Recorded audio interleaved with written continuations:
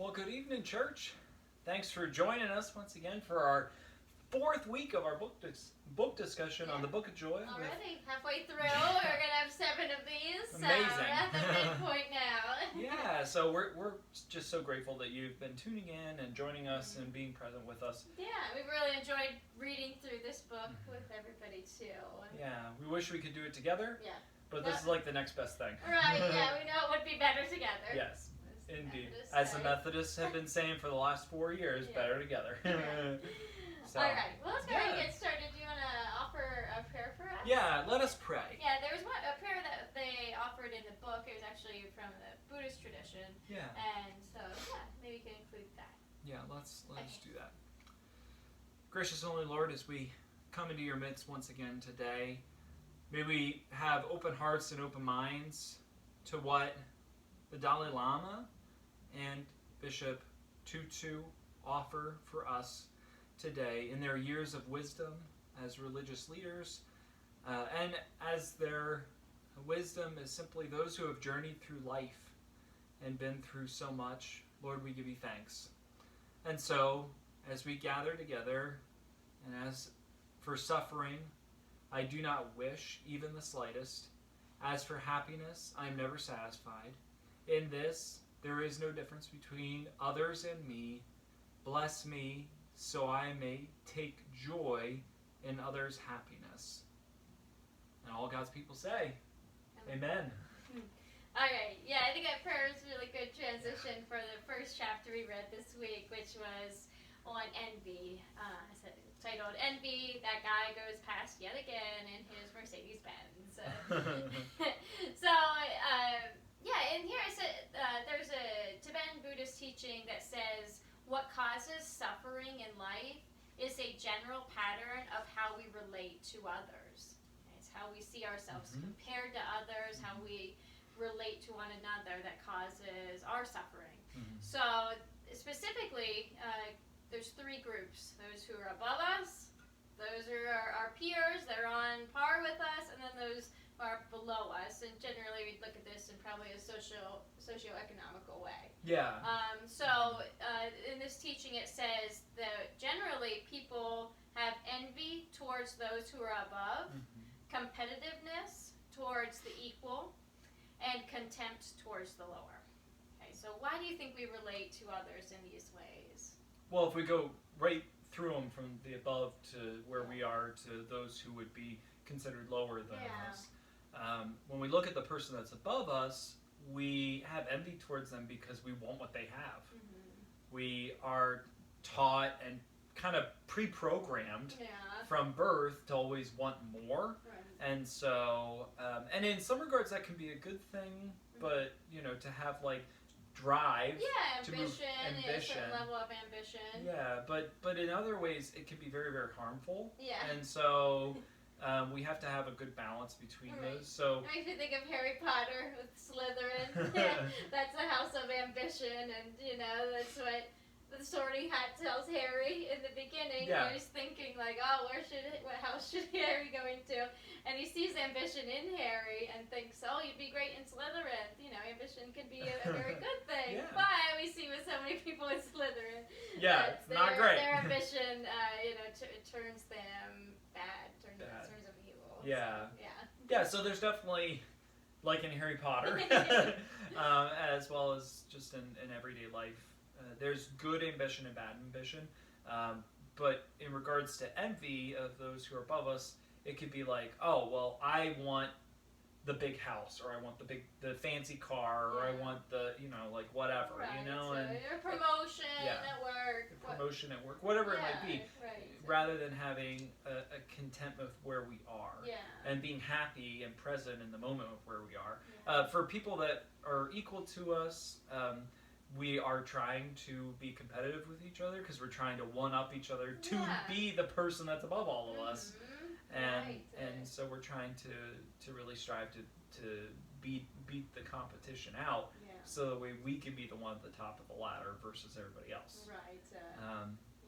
And then, like for me, we have contentment for those who are lower than us. And in some regards, I think that in human society, in humanity, it's always been the case that we like having someone that's lower than us. And Right, so, for sure. We like even after the Civil War, after the slaves were freed. Yeah. Some of the people who pushed the most for Jim Crow laws to keep African Americans lower were the poor white people, and it was because they wanted to have somebody beneath them. They didn't want to be the bottom rung. Yeah. So you definitely see that in that regard. Yeah. So I think that it's really, valuable for us to have these kinds of conversations where we can see like our own tendencies as humans and recognize the what good traits could come out of that. Yeah. And the point where you need to cut it off for all three of these. Yeah, right. Well, right. To be fair, that last one, we should never have contempt for anyone that's lower than us. No, But right. That one purely just causes suffering. yeah, Like there's what the no saying value. is saying there. Yeah, there's no value Yeah. there. There can be potentially, depending on how we handle it, Yeah. value in looking towards those who have a higher socioeconomic status than us, or Using someone. that as motivation. Yeah, use it as motivation, or for those who are on our what we would view our own equal playing field to like drive each other can be a good thing in a lot of ways too. Right, but for sure. you have to know when it's healthy and when it's not healthy. Definitely. And for the third one, once again, it's never healthy to be having contempt for people who are lower than you and wanting to keep them there. Right. Yeah, for sure. All right. So then the book describes an experiment where two monkeys are rewarded for giving rocks to a researcher. So this is a really interesting study, and there's a video on YouTube. Yeah, seriously, about it. Google it, YouTube it, Yeah. look it up. It's really, really funny to watch. Yeah, just Google research on monkeys rewarded with cucumbers or grapes. Yeah. Something like that. It'll come up. It'll come up for sure. But we watched it, and we're really, really surprised by it. Yeah.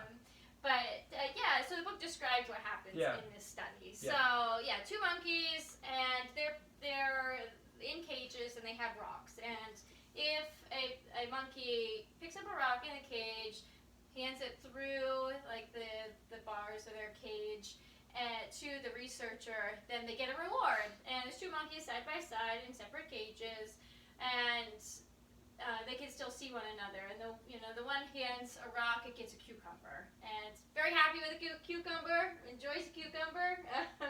But then the one beside it hands over a rock and gets a grape. And at first, they keep doing this, and they get their own rewards, separate rewards, and they're both happy. They're happy to keep bringing a rock so that it can get the reward, whatever the food is. And until the moment where the one monkey who gets a cucumber looks over and sees that the one beside it is getting a grape. And in their mind, probably in a lot of other people's minds too, but in their minds, the better food, the better reward is what's sweeter.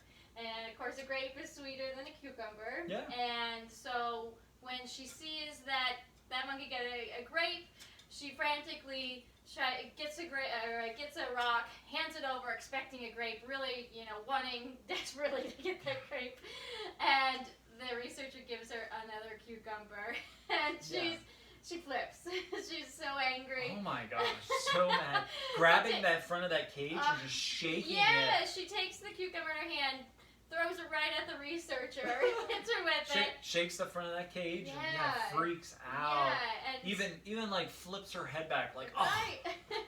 Like, come on. Yeah, and even does it again, thinking, well, I'm going to try again. And it gets a rock, hands it over, and again gets a cucumber and does the exact same thing, throwing it back in the face of the researcher. Yeah.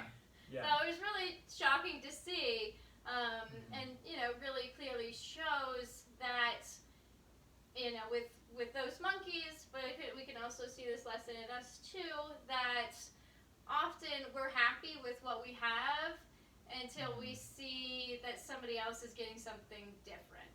Yeah. And once we realize, hey, that's not fair. We're doing the same thing here. We're both handing over rocks. They're the same size rocks, nothing different. Yeah.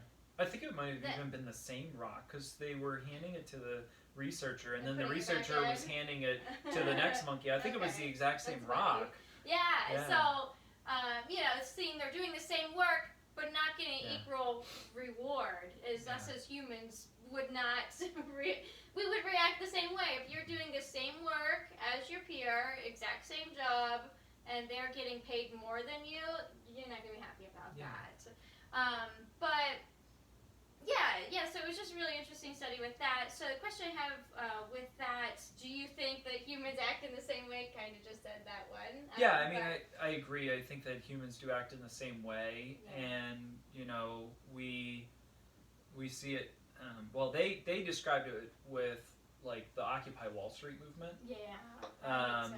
But I would say that like any type of pay issue, like equal pay issue, certainly evokes the exact same reaction in humans, and justified too. Right. And we see that with whether it's having to do with like gender or race, where certain groups get paid less for similar or the same work. And obviously people don't think that that's fair, and that it should be fought against. Yeah, and I watching the video, it made, when they were describing like the Occupy Wall Street thing, it kind of made me, like, I was watching the video and I said to you that the researcher for me kind of like represented like the real wealthy and powerful that were like making like controlling the money and being like, dance monkey dance. I saw because this even goes beyond money, it just goes to like opportunity too. So like I saw a cartoon that was posted on Facebook recently, and I thought was really, really fascinating, where you have someone who's from either Mexico or South America or something that's sitting on one side of the table, and then an American worker sitting on the other side of the table, and then like the rich, wealthy person sitting in between them at the same table. And the American has a plate with one cookie, chocolate chip cookie on it. The really rich, wealthy bureaucrat or whatever, I don't know who they were, but was sitting there with a plate with a mound of cookies on it. And then the person from South America or Central America was sitting on the other side, didn't even have a plate. And the rich, powerful person was saying to the American worker, watch out, he's about to take your cookie. You know? When they have enough to go. When they have all the cookies, so I think that it's we're seeing it crop up more and more in modern history now, like what's happening now, because we're once again seeing the few controlling so much, and it really that study really struck me in that way. And then another question with that: what type of unfairness causes similar reactions in us? I think we've kind of talked about this, but basically, like what you said, anything that if you and I were doing the same thing, and you receive more reward or I receive more reward, even though we were doing it the same thing, the same amount of time, the same efficiency, and one of us received more, that would be unfair. Right. Yeah. In the book, it said fairness seems to be hardwired into our genes, and so we are very uncomfortable with inequality of any sort. And with this, it really made me think, and watching this video too, that a lot of times, most times, this statement only applies when we're the one getting less. Oh yeah, that's a good point. We're not apt to say that's not right, that's not fair, if we're benefiting from it. So like that monkey that was getting the grape, she didn't care that the other one was getting cucumbers. She wasn't throwing a cucumber over through the bars to, here, I know you're only getting cucumbers, have one of my grapes. Grape, she's happy, she got the grapes, the good stuff. Yeah. And so I think that happens a lot with people too. Yeah. That if you're benefiting from a system that's unfair, people often don't care. Yeah. They're happy because they are only seeing from their perspective and not from the other Well, and that's why there's a lot of like fair trade companies that are starting to Yeah. crop up now, where Yeah. people want to be more conscious of how they're purchasing things and what they're doing, because they want to do something that's more. They want to receive a high quality product, Yeah. but they're willing to pay a little bit more, Right. knowing that it has infinitely more benefit for the person who's actually producing or making the product. Right. Yeah, definitely. Mhm. And yeah, that's something I've been reading a lot about Yeah. lately. Mhm. And yeah, it's definitely true that people are starting to think about more where their stuff comes from, because everybody wants a low price, but if you're only looking at the low price and not thinking about where it came from, who made it, what environmental impact there is on it, and things like that, then if everybody's just going for the lower price, then you're going to ruin the world that way. Well, and remember, I've had this story like just like drilled into my brain the last few weeks, and I've mentioned it I think in a sermon and in a devotional. But remember that the story where Jesus says, if the person comes and steals your coat, give them your shirt too. So like Jesus specifically taught his disciples to not worry about what they were getting or how they were benefiting, but rather helping someone who even would be doing something negative towards them, to like help that person who they would be angry with that they stole their stuff, So it's really important for us to keep that in mind, especially when dealing with larger societal issues. Right. So yeah, I think it's a good point that with fairness, if we are benefiting from somebody else suffering, then we need to call that out as being wrong. Yeah. But like in that example, obviously it's not fair to have somebody take your shirt and then you give more to them. But it's better to be in that position than where you're being greedy. Well, that, and it also has evoked a thought in me recently. Why was that person stealing their coat? Yeah. What was going on in their life that the story doesn't describe? Yeah. Like maybe they had a business and it totally crumbled and failed, and so they're desperate. A lot of people will get mad at people because they do illegal things, but they don't think about what is the societal issue, or what is the personal issue, or what is happening that's leading up to it. Right. All right. So moving on here, the book goes on to say, usually we don't actually compare ourselves to the hedge fund billionaire or to the genius scientist or to the supermodel. We tend to compare ourselves to those who are in our social circle. As the old saying goes, if you want to be poor, find some rich friends. If you want to be rich, find some poor friends. Keeping up with the Joneses happens within your peer group. Okay, so why do you think there's so much competition with those closest to us? And that even goes back to the first saying that we said, that it's that middle group, the ones on par with us, where we feel competitiveness towards.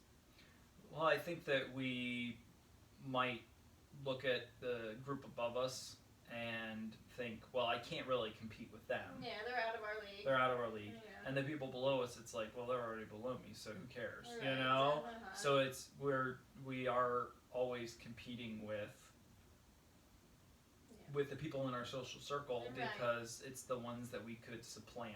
Yeah, I always see success as a ladder, and people have the opportunity to move up and down, and so if you're on the same rung as somebody, well, who's going to be the first to go up to the next ladder? Yeah, and I think you see it in families a lot where they compete with each other to see who can have the best house or the nicest clothes or be dressed best car, whatever it might be. Families like to compete with each other because they know each other so well, so they know what they can then compete with each other on. And they know that, well, if I do this, they're going to be talking about it. Yeah. Like the people in Hollywood aren't going to be talking about what new car you got. No. Your relatives are, so it's No. compete against them and not Yeah. people that you don't even know. Yeah, of course. for sure. Yeah. It's just, definitely. in general, it's just better not to compete with anybody. Right. It for those reasons. Yeah, and because it can cause so many people to go into so much debt. Yeah. And because of a lot of financial hardship, just trying to one up one another, so that's not healthy. Just total waste. Yeah. Mm-hmm. Okay, and then connect to that too. Should we really only be friends with people within our same socioeconomic class? Like they said, if you want to feel rich, we'll have some poor friends, or if you want to feel poor, I don't know who would, but then have some rich friends. So do you think that we shouldn't be friends with rich people, and only be friends with people who are poorer than us? I think that we should view every person as an opportunity to be a friend. Yeah.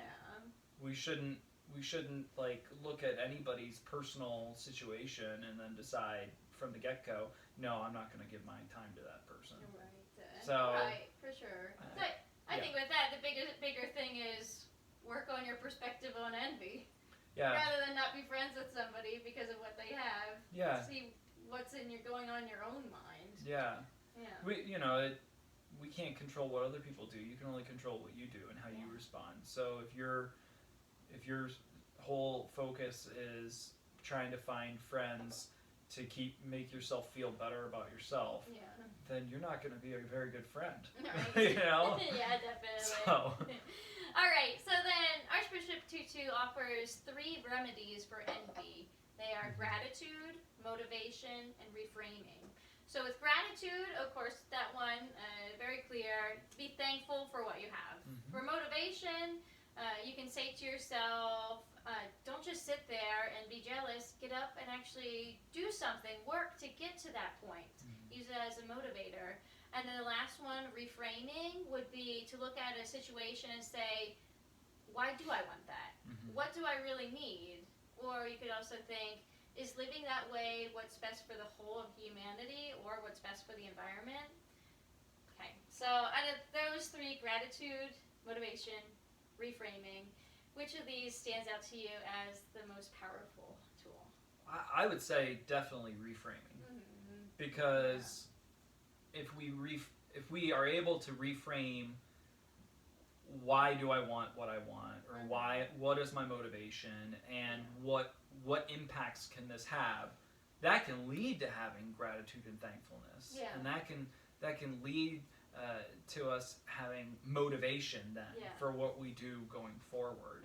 And so I think reframing is the most important of the 3. Yeah, for sure. Yeah, I would say reframing, then gratitude, then motivation, because I put motivation last, because when you're reframing, like you said, you're analyzing what is your motivation. Don't just accept your motivation and say, yeah, that's what I want, but think, what is the motivation? Why do you have that motivation? And is that a healthy thing or not? Because often it's not.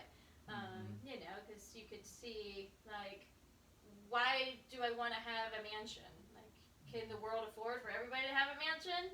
I don't think that the environmental impact would be very good if everybody had that goal and worked towards that. Or, why do I want this big SUV that uses tons of gas? Would the world be healthy if everybody had that car? No. So maybe, reevaluate what really is best. I used to love watching YouTube videos of like tours of like yachts. Like, and now you tour tiny homes. Now I tour tiny homes. So it just that's a really good example of me reframing, because like when I was younger, I used to think, oh boy, it'd be great to have this giant boat that I could command the sea. Now I'm like, how can I have the smallest footprint possible? So I know you definitely have work to do on that too, but I like that. I don't know. We do in general. A lot of people think more that way. Okay. All right. So then, Archbishop Tutu and the Dalai Lama disagree slightly on envy. They mainly agree. They disagree in a small way. And it's very similar to what we said last week too. So again, Archbishop says that envy is uncontrollable. It just crops up. We can't stop it. And so, because we can't stop it, all we can do is forgive ourselves when it arises and then move past that. But the Dalai Lama instead says that we need to train our minds against envy by building peace of mind and focusing on true inner values. So he thinks that you can eventually get to the point where you don't feel envy. It takes a lot of time to get there. You know, he's been cultivating that a lifetime.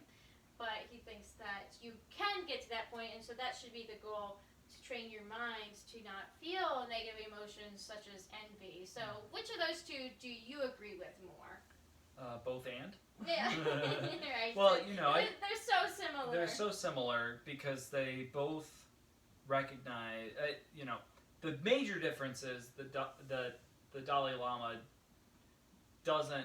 didn't state that you're going to always have envy, and then you got to forgive yourself for it. That was the major difference that I saw. And not that he wouldn't say you should forgive yourself, but that his focus in his faith is to get to the point where you are so enlightened or structured in such a way that you don't even, those emotions don't even come up. Right. Or if they begin to come up, you can squash them so quickly that it doesn't become a problem. And to be fair, as Methodists, that's very similar to our concept of John Wesley's concept of becoming perfected in love. Because if you're perfected in love, you're not going to have envy for other people because you're going to love the other person. So I would say both.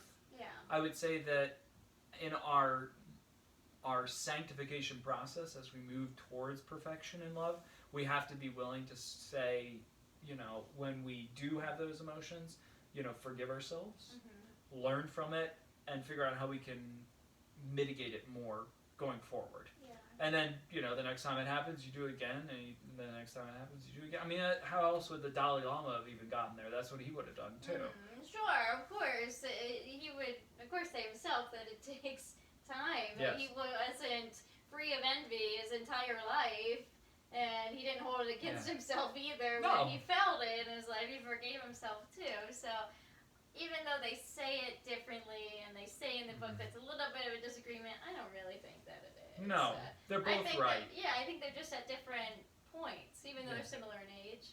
I think they're at different points where both of them would agree you should try to not feel envy, and both agree that you should forgive yourself when you do. Now, remember, once again, like we said last week, the Dalai Lama has had his entire life devoted to these practices, these spiritual practices. And not that the Archbishop hasn't devoted a lot of time to those spiritual practices, but it's different because his role's different. Right. You know, Dalai Lama living in the monastery like his entire life. Being trained from very, very young age, from 2 years old. In these practices, and that being his sole focus. Okay. So then, I just wanted to read a quote from the Dalai Lama. Here it says that the Dalai Lama's perspective on envy can be seen as being similar to preventative medicine. I thought that was really interesting. It made a lot of sense. So he said, like physical illness, preventative measures are the best way. Yes, if some disease has already developed, then there's no other choice but to take medicine. So similarly, once a person develops a strong negative emotion like anger or jealousy, it is very difficult to counter it at that moment. So the best thing is to cultivate your mind through practice so that you can learn to prevent it from arising in the first place. Similarly, for our mental health also, the earlier we start practicing preventative measures, the easier and more effective they are. Okay, you know, I've been very happy that in recent years, you know, medical practitioners are moving more towards focusing on preventative measures rather than reactive, waiting until somebody has a serious medical condition and then treat it. You know, instead focusing on how can you prevent things, especially if you know, like, it's in your family history. How can you work to prevent it from ever becoming a major issue, or trying to work to prevent that. So, you know, I like that in the medical field. And when you're training your mind against envy, I'd say that's still part of the medical field, because if you feel jealousy, that weighs on your physical health as well. Again, it's going to like raise your blood pressure. And I mean, that's why doctors even tell you, not just psychiatrists and psychologists and therapists, but like your regular practitioner will tell you take time to like relax and meditate. Yeah, for sure. Because they all see that it is scientifically proven that it will benefit you. Yeah, our doctor says about meditation. Yeah, all the time. Yeah. All right. So, Buddhists have the concept of mudita, or sympathetic joy.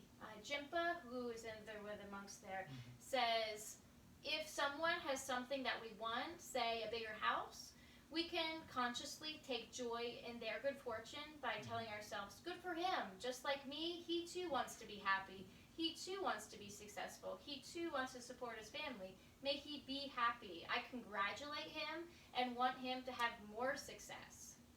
Okay, so that's how the Buddhists think that we should relate to others when they have something that we should feel joy in that. So do you agree with that? Personally, I agree to a point. Yeah. I agree as so far as it is for your own personal best interest to not always be up in arms about how other people are living. Yeah. But at the same time, should I be excited and happy right now about all the delivery workers or Amazon workers or Walmart workers that are like killing themselves for our consumeristic joy? Right. So I don't think so.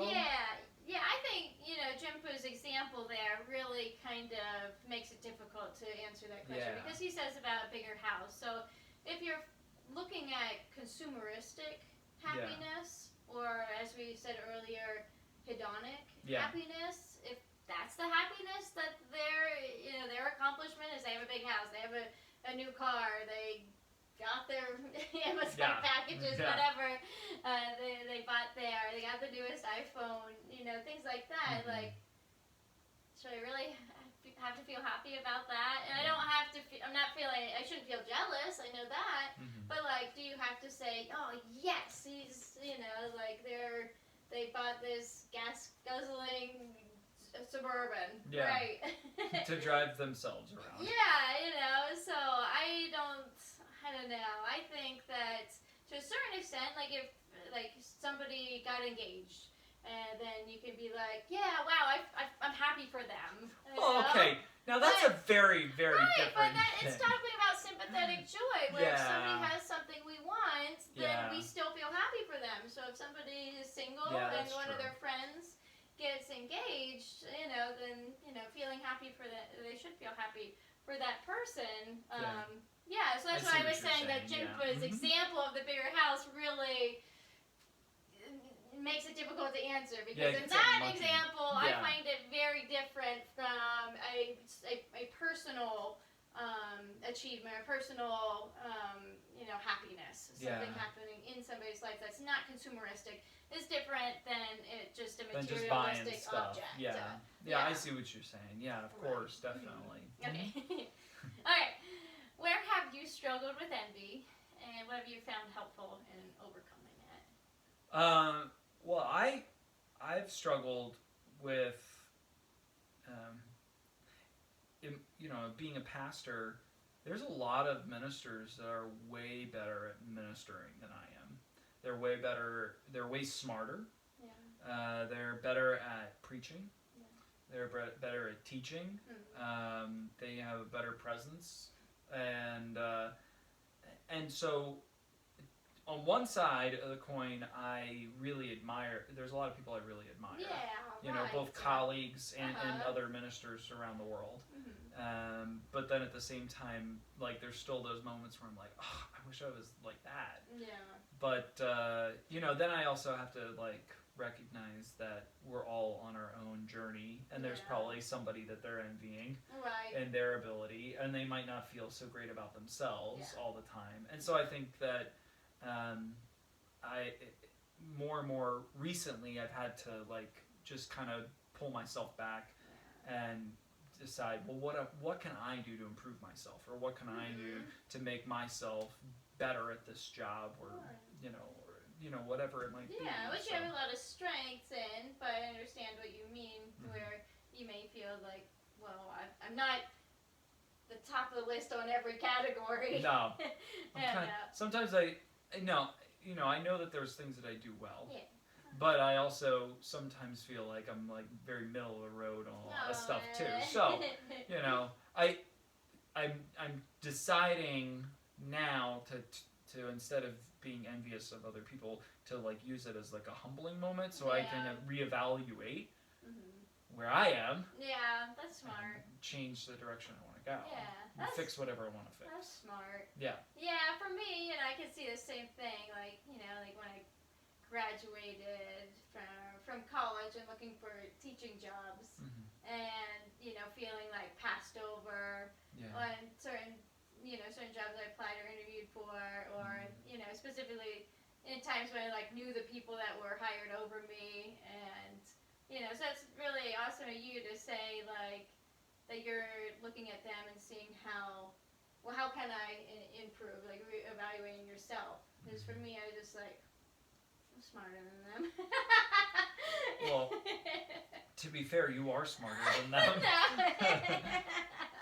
But so like that's a much better approach than how I felt in those moments. And let me just clarify that I've only come to that conclusion in the last like month reading this book, so it's not like I was really like far ahead, or I've really been like groundbreaking in any way either. I'm just taking what these really wise men, the Dalai Lama and Bishop Tutu, were saying, and trying to like make it more a part of myself. Yeah, sure. So.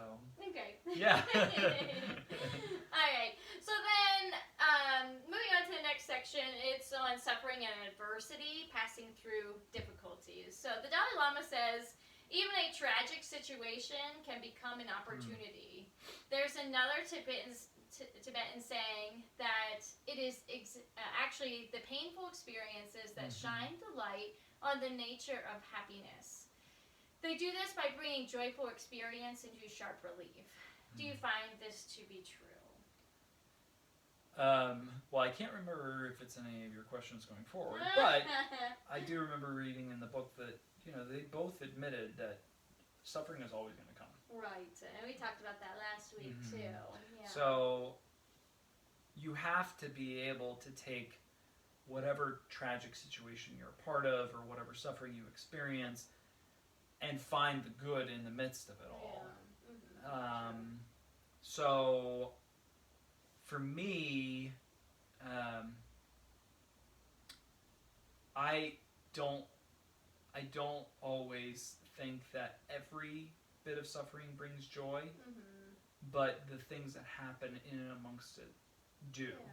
So like for me, for us, we've had different moments of tragedy and pain and hurt in our life together as a married couple, and I look back at how we were together then and see that we're so much closer now. And so that's the joy for me, is that even though we've been through tragedy and been through a lot of suffering and hurt, that we've also drawn closer together, because it's not uncommon for people to drift apart. Yeah. And so I'm very grateful that we're tighter as a couple, as a team, than we were even 2 years ago, as a result of all of our struggles and personal challenges. So we talked about that last week too, where again we talked about vulnerability, and when you're in moments of struggle and moments of weakness, you're vulnerable. And when you bring that vulnerability to somebody, rather than walling up, using it as a divide to hide yourself in that moment of weakness, instead when you bring that to another person, then that shows who you truly are and allows you to become closer. So and you can bring joy from that. Once again, men, talk to your spouses. All right, so when have adversities turned into good opportunities in your life? So maybe it could be in your life personally, a story that you know of, or anything.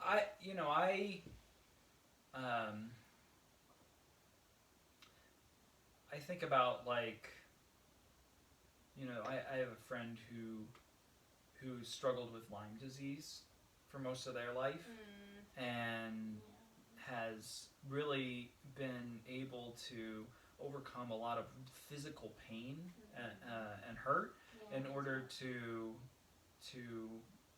meet their personal or goals, and they didn't lose their faith throughout it all. And in fact, if anything, their faith is stronger now as a result of going through it than it was before. So I think that I grew up kind of sheltered, so I didn't really have as much adversity because I also didn't have a lot of health problems. Sure. For me, like, the only thing that I can, like, think of that off the top of my head right now was when I was a kid and I was in that car accident and I had my back injured, and it still gives me a lot of problems, and it still aches pretty much every day. So and there's been times where like when I was going to, like, hang out with Tim, and my back went out and I couldn't even get up off the floor, and you were like with your family or something. Yeah, I forget where I was. Yeah, I wasn't here. You weren't here, and so I had to, like like, I was laying on the floor over here, like, grab the handle of the front door to lift myself up. One thing that I think that I've gained from that is a willingness to just keep going and keep moving forward and not give up. Yeah. So that's been good for me in other parts of my life too, that even when I face even the slightest amounts of adversity, small things too, that I just keep moving forward because I'm like, well, I've been dealing with that, so I can keep going. Yeah.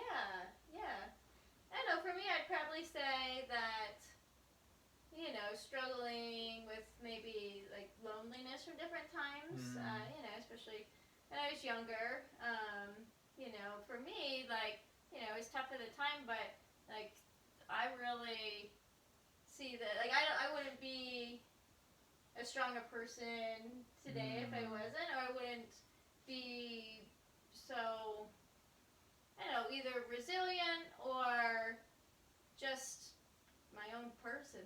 Yeah. And my own taste and interest and all of that kind of stuff. Really, like, able to develop that. More so because of that. So yeah, I definitely see that as a positive. Not that I want you to have gone through that when you were younger, but now I'm a beneficiary of all the wonderful things that you were able to develop as a young child. Yeah. Your taste in music, your love for food, those are all things that I really love, and so we've been able to connect on those things too, which has really been great. Yeah. And I'm sure you would have had those one way or the other, but I think you're probably right that you probably have them to an even greater degree. Yeah, doing things my way. You're doing things your way. Yeah. For sure.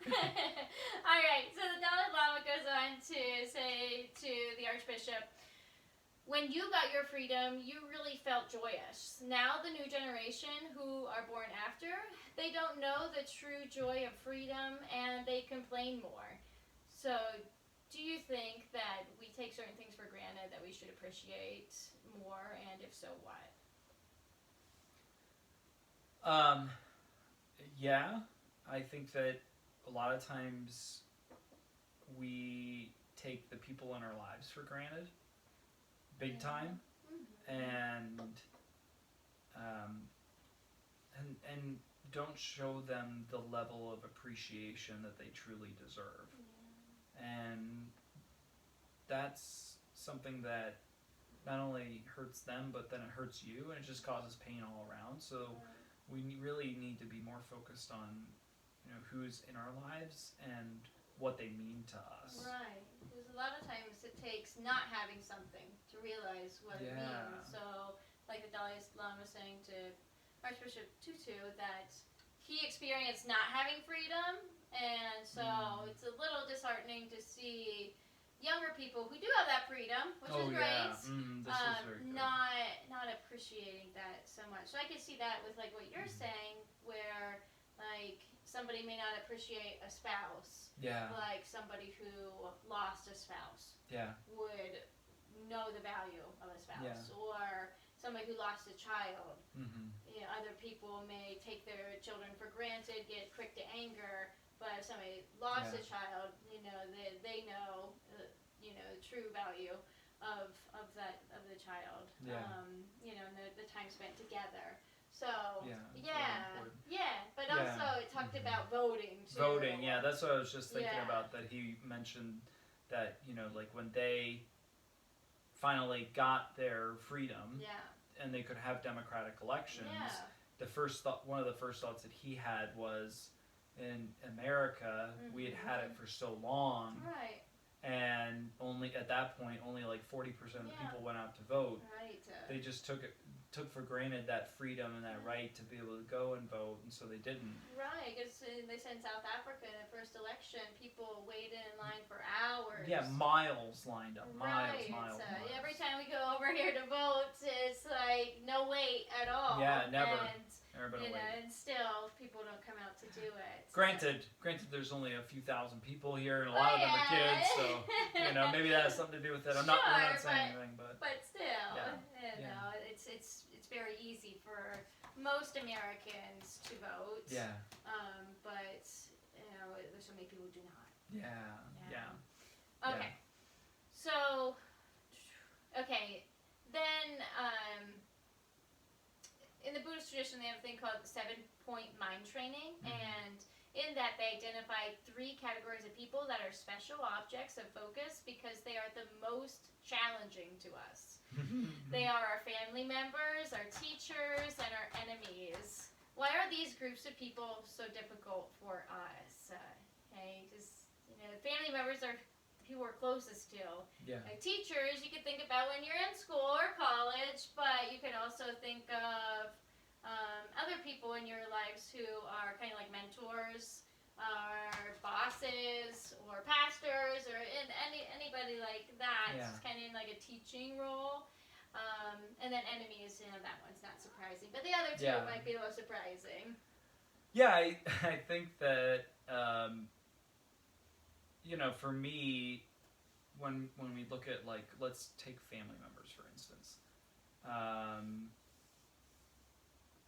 Our families have certain expectations of us. And they are the ones that we are supposed to be able to count on. And so when we fail each other, it really can be hurtful. And so when we're not there for each other in the way that we need to be there for each other, or the way we expect to be there for each other, it can be really, really challenging. For teachers, it's interesting because for me, especially when I was younger, I wasn't a big fan of school. And so I think my biggest thing was that they pushed me really, really hard. And I didn't really want to do that. And again, that can deal with a little bit expectations, but more so they're just wanting you to improve, be better, to improve yourself, especially when you're younger and you're developing the person that you're going to be, to push you in the right direction. And then if you don't do that, then when you're older, you either A, have to like work extra hard to like make up ground, or B, you're just gonna be an awful person. So those are your options if you don't do it when you're younger. So what about for you? For that, family members, kind of like what you said, it's just that they're the people that are closest to us, or the people that you deal with the most. They're people who see your true self. A lot of people show a certain face in public, and in private, their walls come down, and the smile fades, and their worn self comes out, and it's not always pretty, and so rush of emotions. So just your family are really the ones who see who you really truly are, and like you may have the energy to, again, smile in public. Yeah.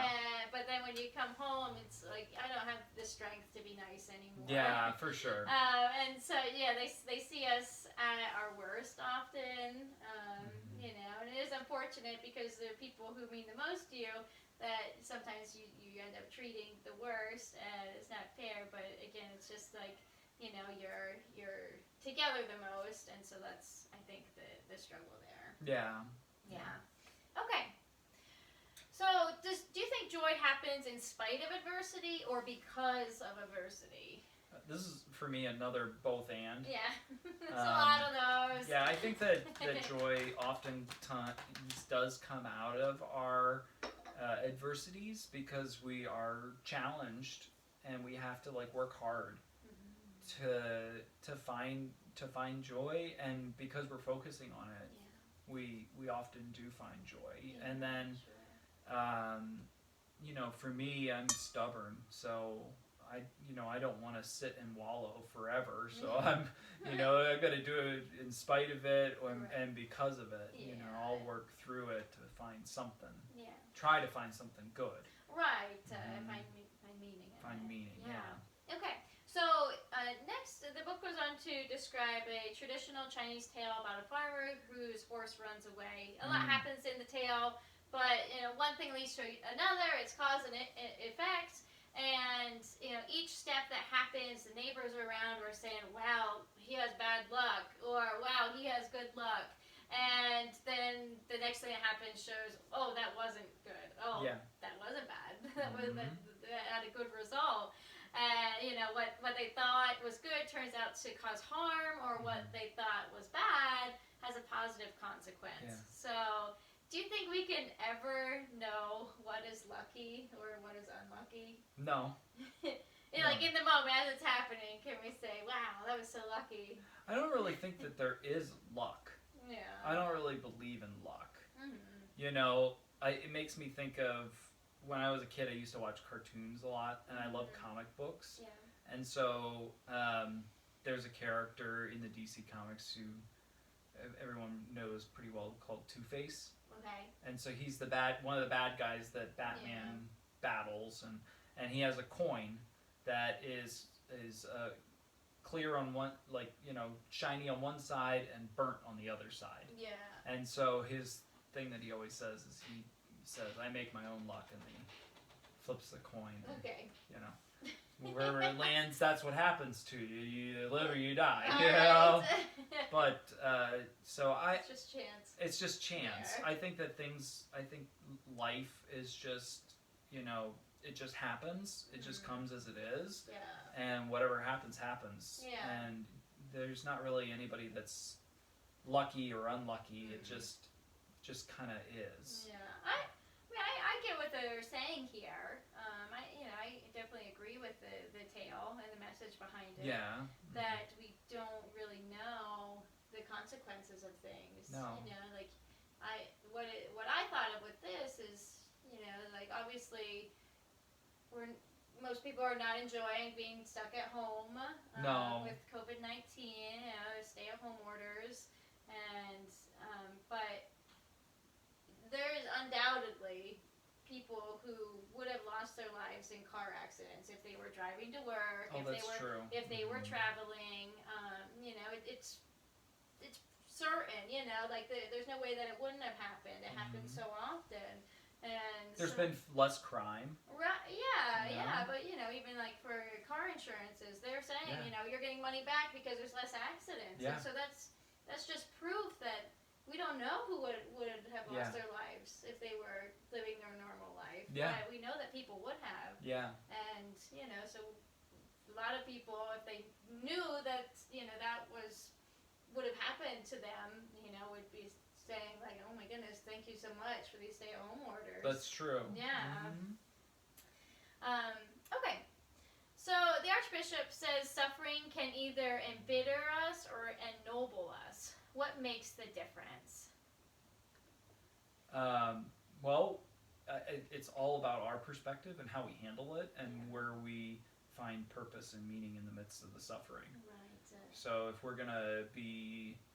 we become embittered, You know, we're just getting angry about our situation, but if we become emboldened, we're motivated by our situation. Right. So it's just how you handle it. Yeah, if you allow yourself to be embittered, then going through it was useless. You know. Yeah, it You're might just even allowing extend the yourself suffering. to suffer. Yeah, you're allowing yourself to Mhm. suffer more by choosing that, which of course can be difficult to choose to be positive in it. But like they use the example of Nelson Mandela. He was in prison 27 years, and it made him a far better leader. Yeah. Like Bishop Tutu said, he says 27 years were necessary. Yeah. You know, of course, it was suffering to lose 27 years of your life in prison when you did nothing wrong. But it changed him and made him compassionate and just made him the right leader for the time. Yeah. So yeah, with that, obviously, it ennobled him rather than embittered him, and it improved the fate of the whole country. Yeah. All right, the Dalai Lama tells a powerful story about his friend Lopanla. So he was a Buddhist monk who he knew in Tibet. So when the Dalai Lama was very young, in his teens, he knew this man.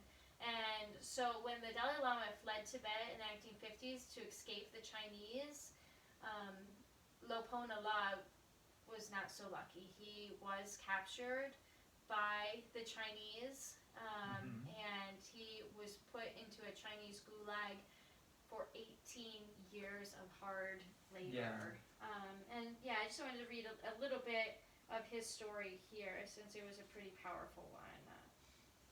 Okay, so this is how the Dalai Lama described what his friend told him. They had no shoes, even during the coldest of days. Sometimes it was so cold that when you spit, it would land as ice. They were always hungry. One day he got so hungry, he tried to eat the body of one of the other prisoners that had died, but the flesh of the dead person was frozen and too hard to bite. Throughout the whole time, they tortured the prisoners. There was Soviet-style torture and Japanese-style torture and Chinese-style torture, and at this camp they combined all of them into an immensely cruel kind of torture. When he left the camp, only 20 people survived. He told me that during those 18 years he faced some real dangers. I thought, of course, he was talking about dangers to his life. He told me he was in danger of losing his compassion for his Chinese guards. Unbelievable. Yeah. Yeah, so that's a pretty shocking story. Yeah. You know, of course, we're not shocked to hear that he felt he was in danger.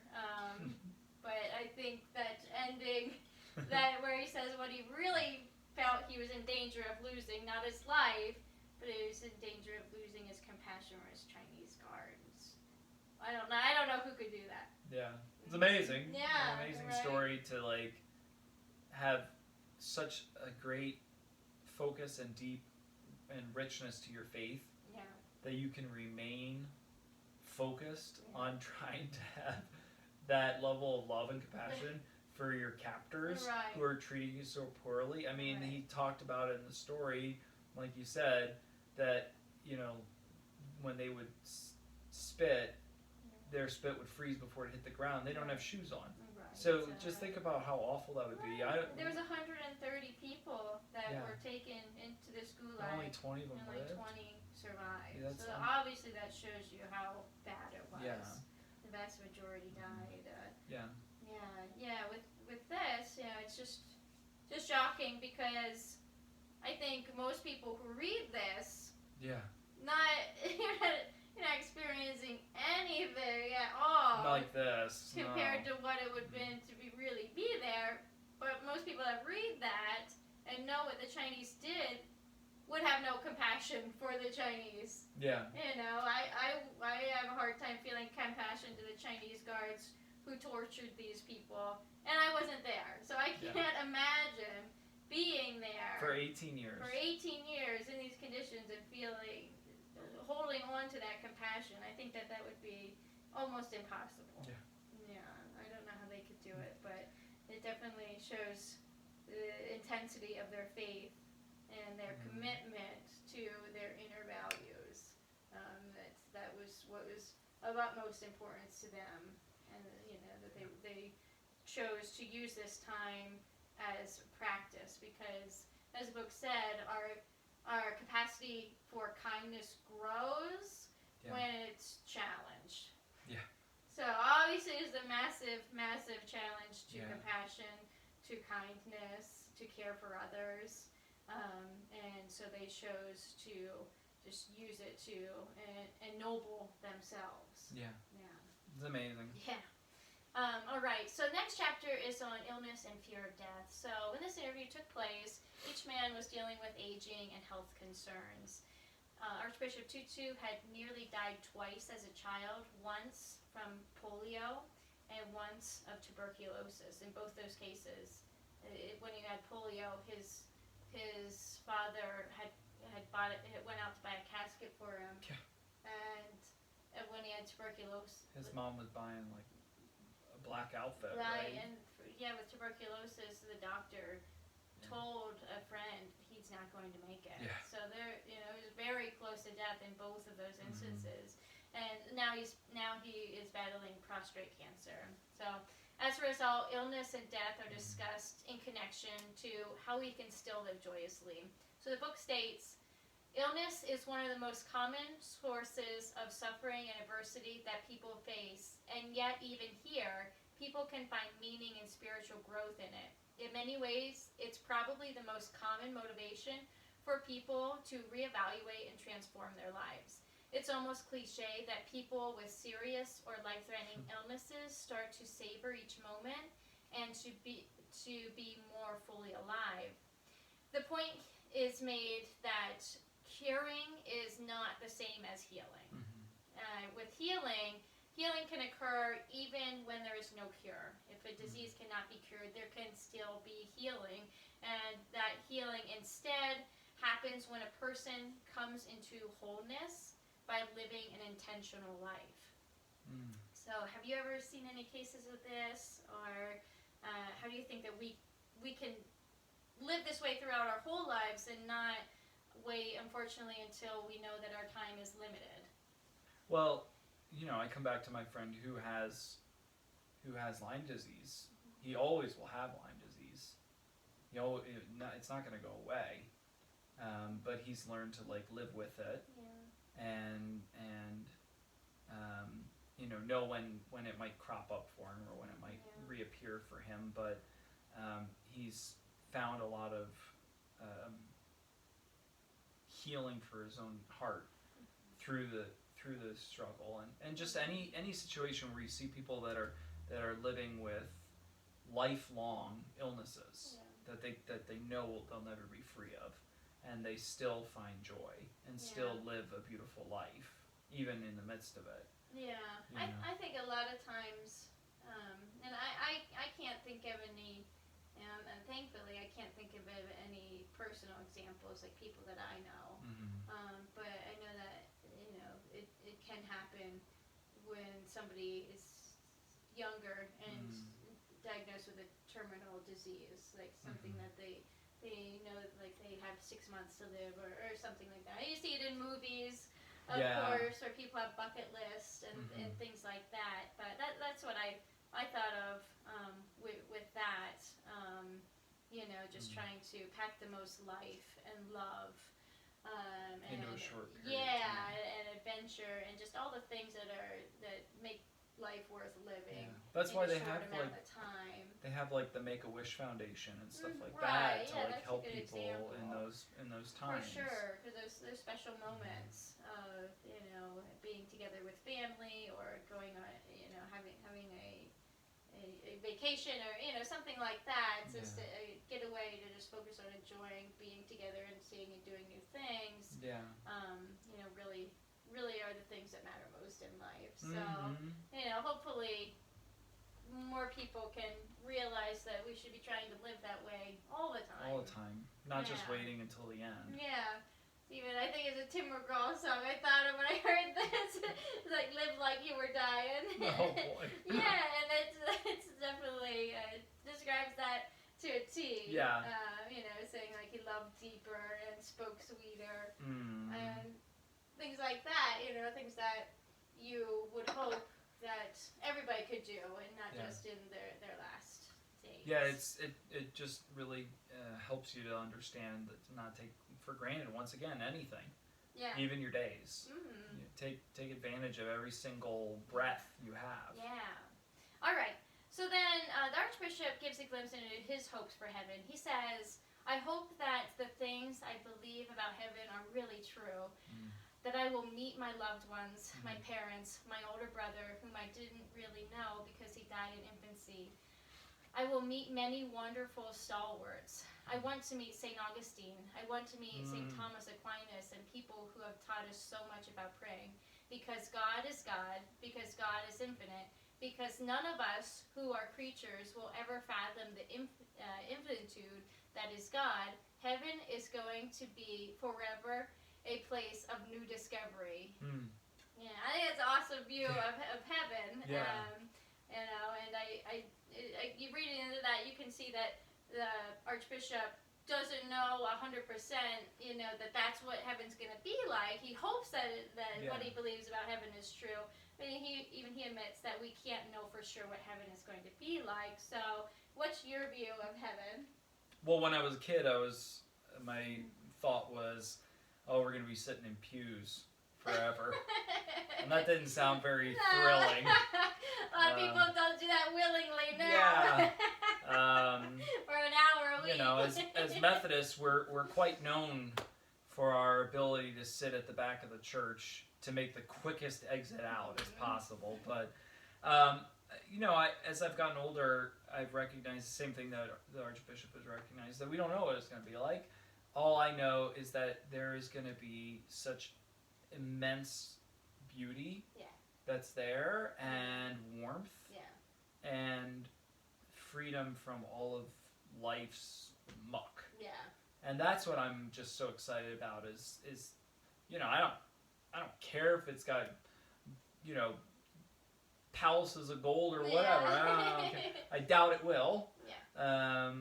I think that's more just trying to help the people at the time when that would have been written understand how beautiful it's going to be. Yeah. So in using what they would have known. Yeah. So I'm just so excited because I think that it'll be as I hope that it's as the world was intended to be without all the mess we've made. Right. Yeah. Definitely. Yeah. What about you? Well, and I've told you this before, Yeah. but I think of like when I was little and thinking about heaven. I imagined it as being, like on a cloud, but that everybody had the opportunity to one-on-one eat cake with Jesus, sit down at a table and have cake with Jesus, and you had to wait in line. You had to wear your shirt. How else is it going to be one at a time? But just having that time together, really special time, and may sound a little silly now, but I still believe that part of it is true. That how I envisioned it then of being loved and like having oneness together. With God, and I think that those things are still true. Absolutely. So yeah, it was just a different view of what is still true from when I was little compared to now. Now just don't forget, my plan is still, because I think I'll be there before you. Yeah. My plan is still to find a lake at the bottom of a mountain and build us a log cabin to just go and hang out for all eternity. We'll invite Jesus. We'll make him that depression cake that you made. We'll make better cake than that. Make better cake than that. All right. So what is it that we truly fear about death? It's just why do people fear death? The unknown. Yeah. Not knowing what's on the other side. Yeah. Right. And because, like you said, even Archbishop doesn't know 100% what's on the other side. Yeah, no one can know. Yeah. So, I think that we're just afraid of it. People fear it because of the uncertainty. We like to have control, and death is not something we have control over. It just happens. Yeah. So, Right. I think that we're afraid of it because of that. Yeah, I think that there is some fear of what happens on this side of death too. Yeah. You imagine like so many people, suffer before their death. Yeah. Whether it's briefly or prolonged, but the declining of health and pain experienced with that obviously would be very scary. So it's a combination of a lot of things there. Yeah. All right. So Tibetan Buddhists believe the true measure of spiritual development is how one confronts one's own mortality. The best way is when one is able to approach death with joy. Next is the next best way is one without fear, and then the third best way is to at least have no regrets. So how can we think more positively about death? I think that we need to accept it. Yeah. And right. Just like all other forms of suffering. Nope, nobody's gotten out of it. The only person that did was Jesus. But he had to go through it. But he had to go through it too. Right. That's We're talking true. about the pain, fearing death for the pain before, but obviously he endured that it for to sure. the full. So even not fully did he get out of that. Yeah, I mean he even said, take this cup from me. Yeah. But not my will, but your will. Right. So we will all have to face it one day. Right. And it's for some of us it'll be peaceful, for others of us it won't be, and none of us know how that'll happen. Right, we don't know who's going to be in what category. Yeah, for sure. so I think that it's the same way that we've learned about engaging with suffering or tragedy in other capacities should be the same way that we treat this too. That we might face hurt and pain. So treat it the same way. Sure. All right. So then Dalai Lama says, if you are truly afraid of hell, you need to live your life with some purpose, especially through helping others. Do you think this is helpful advice, even though the Dalai Lama is somebody who doesn't really believe in hell? Well, it's not in his tradition. No, it's not. And when I read that, the thing that I thought of was what he told us right there is what Jesus told people to do. Yeah. So if you are a Christian, for instance, and you believe in heaven and hell, then this should be one way of describing the motivation to follow the very things that Jesus taught us to do, and to actually be living in accordance with Jesus' way of life. In order that you would, not that we believe in salvation through works, right, but that your works draw you closer to Jesus. Your salvation pushes you to act on that. Exactly. To bring the kingdom here. Yeah. Okay, our last chapter is on meditation. Yeah. And so in this last chapter, the Dalai Lama and the Archbishop both lead the whole group, everybody who's there, in their own spiritual practices. So first is it was really cool. Yeah, it was really neat. The Dalai Lama goes first, and so he leads a meditation, and then after that, they all took part in prayer and Holy Communion that Archbishop Tutu led. And so the author states, this is one of the greatest challenges that humanity faces, removing the barriers between who we see as us and who we see as other. Why do you think it's important to honor each other's faith practices? Well, I think that we're seeing in reading a book like this that we can learn stuff from each other. Yeah, right. And once again, as Methodists, we believe that God is working with every single person on the planet, regardless of faith. God is working with every single person because God loves every single person.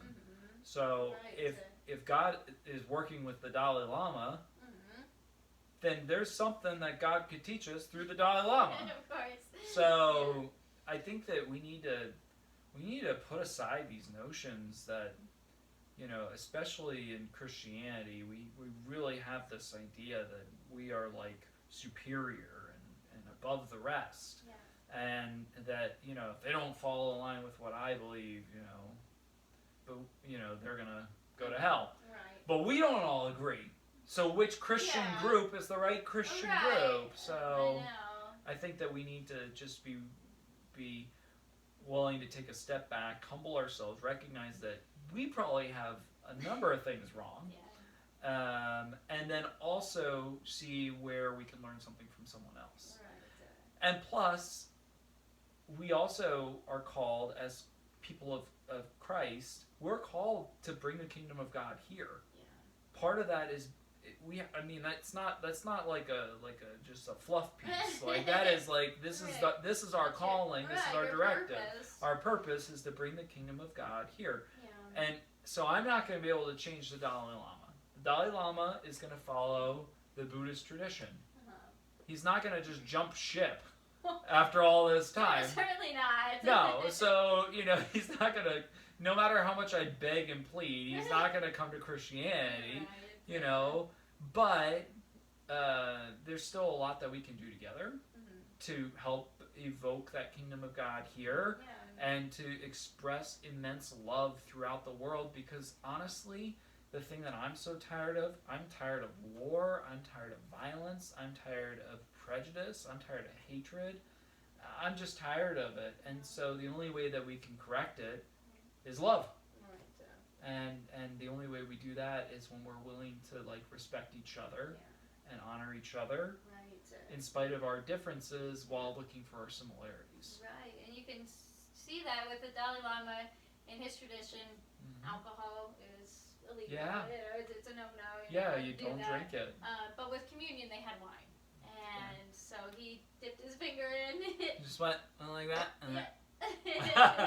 So of course it was very tiny, but he broke with his tradition. He's never had alcohol before, ever. Yeah. And they made jokes about that with one another, but he conceded a little bit because he wanted to show oneness with the Archbishop and show a connection with him and have that bond.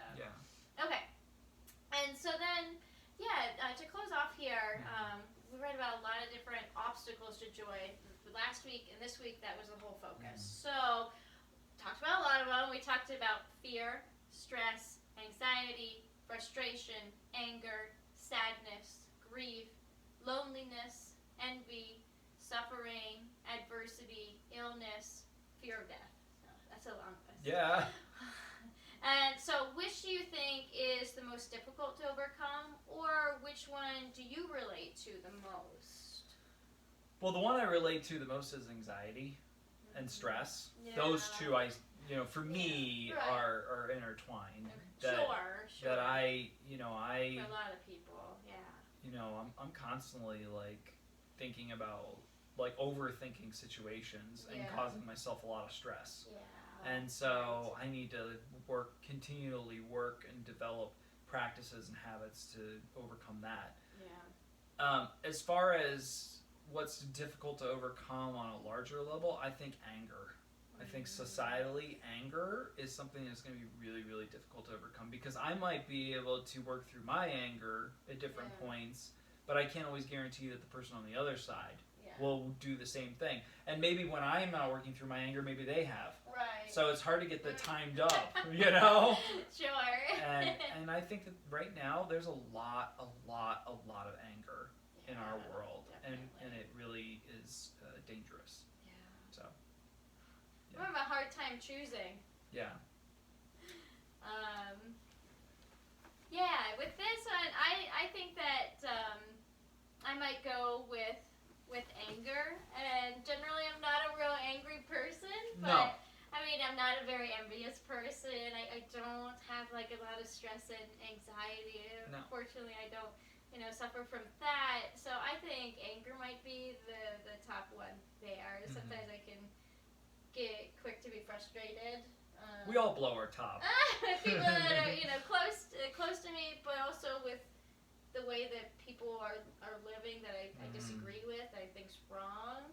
and I can get very angry about that. So Yeah. that's why, reading about the Chinese guard, I can't hold compassion to them because I get angry with what they're doing. Mhm. What this was in the past, what they did, but that makes me angry. Mhm.